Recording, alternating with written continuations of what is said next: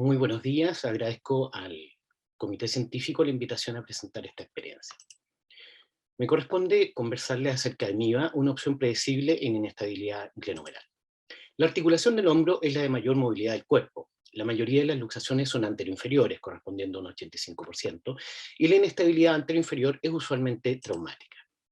Afecta a 23,9 casos por 100.000 habitantes al año, y la cirugía más frecuentemente usada hoy es la reinserción artroscópica con ancla, 84% según SAC.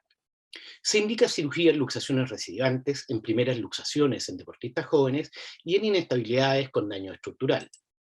El gold estándar por muchos años fue el bancar abierto. Sin embargo, es una cirugía con mayor tiempo de hospitalización, rehabilitación, mayor rigidez y con déficit de rotación externa por la agresión al subescapular. Los avances en la instrumentación y técnicas quirúrgicas llevaron al crecimiento de técnicas artroscópicas en los 90, con menor agresión, menor dolor, menor sangramiento, menor rigidez y una rehabilitación, por tanto, más rápida. Las tasas de recidiva en cirugía de inestabilidad varían según las técnicas. La tarjeta artroscópica, 3,4% según Boileau, el Bristol Latarjet, 7,5% de recidiva, el Bone Block, 9,8% y Bancar hasta 23,2%. En las opciones de tratamiento hoy tenemos el Bancar, Bancar más Remplissage, el block óseo, la transferencia de coracoides y aún los aloinjertos. Con respecto al Boni Bancar, su Gaia 2015 muestra que la reinserción artroscópica tuvo una tasa de falla de 2,6%, solo indica la tarjeta en 3% de sus pacientes y agrega cierre del intervalo retardador en 85 o 90% de los casos. Evaluamos entonces nuestra casuística de inestabilidad glenohumeral con un seguimiento de 8 a 20 años, con un promedio de 12, y encontramos 98 pacientes, de los cuales 75 pacientes con 79 hombros operados artroscópicamente con una tasa de falla de 11,4%. Si vamos a los deportistas, eran 31 y fallaron 7, lo que eleva esto a un 22,6% de falla. De los 9 pacientes que fallaron, 8 fueron reluxaciones y 1 por subluxación. 7 eran laxos, correspondiendo a un 78%, al igual que trauma. Masculinos, 8 de 9, 89%, y menores de 25 años, 5 pacientes.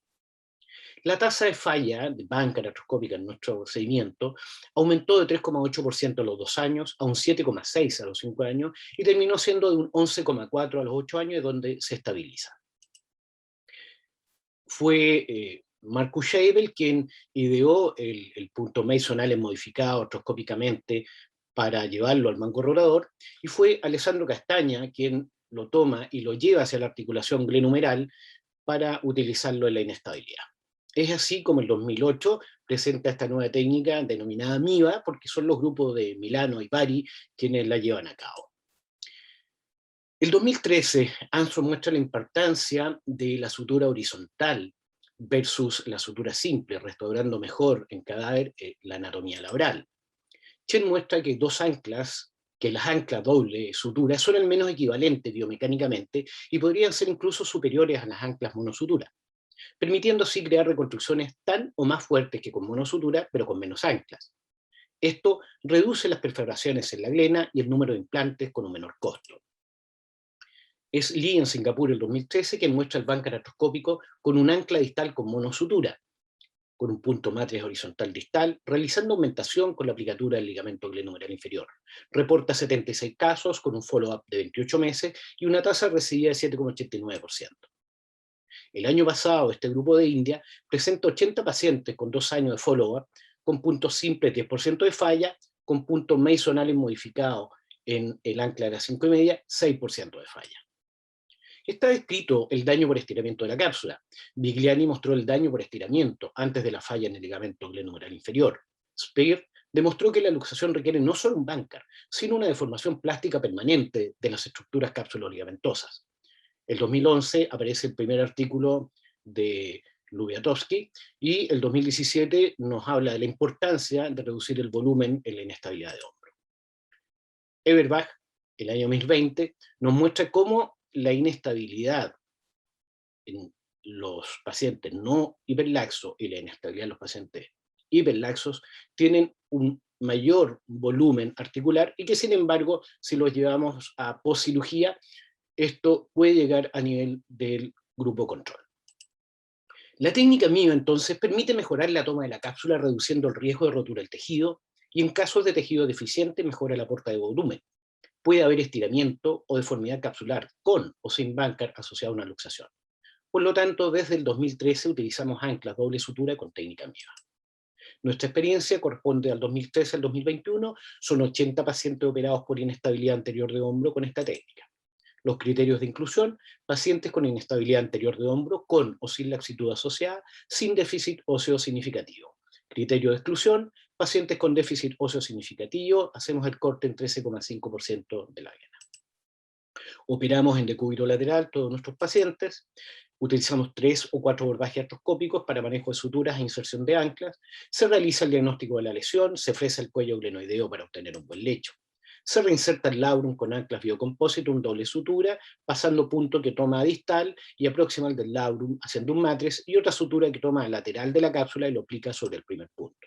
Aquí vemos un paciente con una lesión de 3 a 7, vamos a fresar y a raspar, ¿no es cierto?, el reborde glenoideo. Procedemos a colocar nuestra primera ancla a las 5:30, habitualmente por un abordaje trans subescapular, un abordaje de las 5. Colocamos nuestra primera ancla y posteriormente colocamos una segunda a las 3:30, 4, y una tercera habitualmente a las 7, con lo que retensamos el ligamento glenohumeral inferior en su porción posterior, obteniendo esta configuración descrita por Castaña.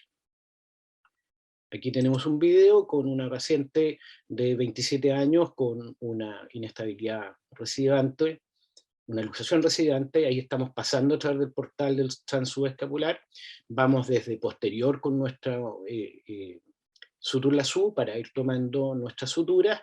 Luego tomamos el glenohumeral inferior más lateral y procedemos a hacer nuestra sutura. Primero, ¿no es cierto?, norte-sur, y posteriormente hacemos nuestra sutura que es de lateromedial y agregamos el ancla de las 3:30, con lo cual restauramos el efecto BAM de nuestro labrum. Utilizamos cabestrillo por 4 semanas, quina analgésica por 5 días, luego masoterapia, electroestimulación, ejercicios pasivos y activos progresivos, ganando rango articular de 4 a 8 semanas y posterior fortalecimiento. Nuestros casos según edad: 7 pacientes menores de 20 años, 50 en la década de los 20, 11 pacientes en la década de los 30, 8 pacientes en la década de los 40 y 4 mayores de 50 años.